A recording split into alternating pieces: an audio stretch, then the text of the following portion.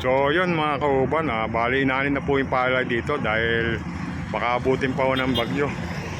Yun, medyo kita nyo, lusak na lusak pa, sariwa pa yung putik. Hilaw pa ho yung palay, hindi pa masyadong hinog. Inanin na dahil nga po sa parating na bagyo mga kauban, baka dumating pa, dumapa. Lalong mahirapan po yung pag-aani.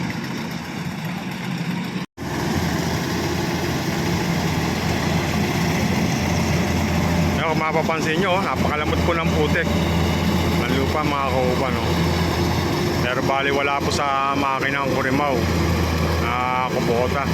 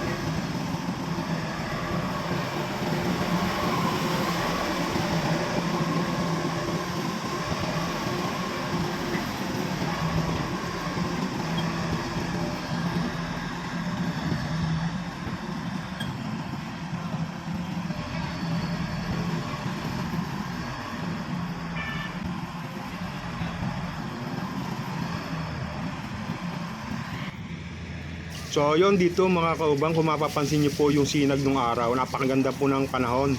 Pero yung bagyo po nagbabadya lang po dito po sa Central Luzon mga kauban.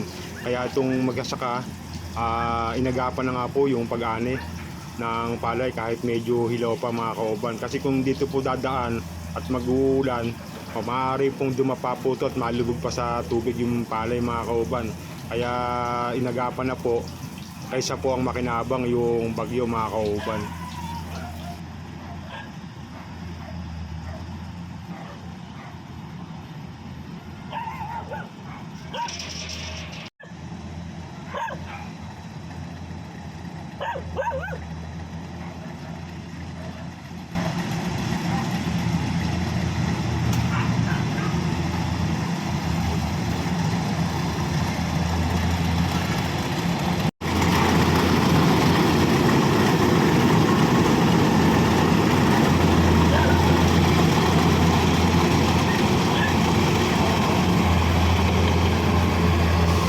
Ito mga kauban, makikita ko magina po yung makina mga kauban, para ibaba po yung huling inani dito sa pitak na ito mga kauban.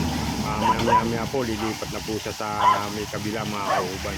O yun mga kauban, yung mga binabampalayan, hahakutin po yan sa may karsada mga kauban para may deliver na po doon sa may are mga kauban.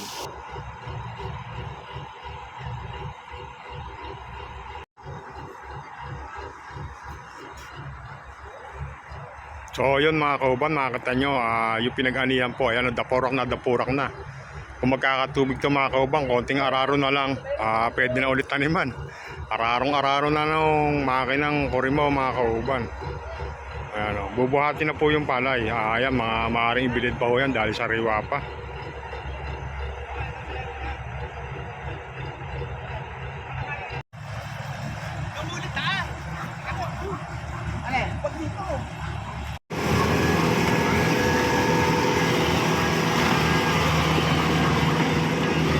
So yun yung kurimaw mga kauban, bali lilipat po siya. Meron pang di na tatagpos na pitak mga kauban. Ayun, kayang-kaya po yung burak mga kauban. Bali wala oh.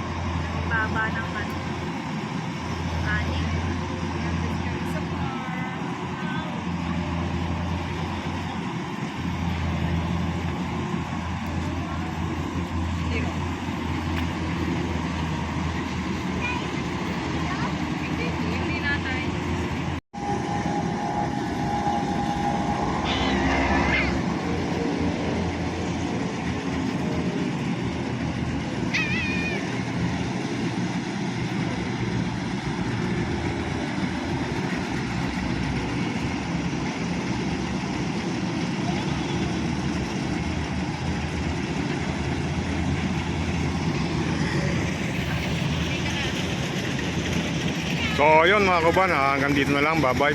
Maraming salamat po sa mga subscriber. Sa mga hindi pa ako nakapag-subscribe, subscribe na po kayo rito sa channel ko, Ardel Kauban TV.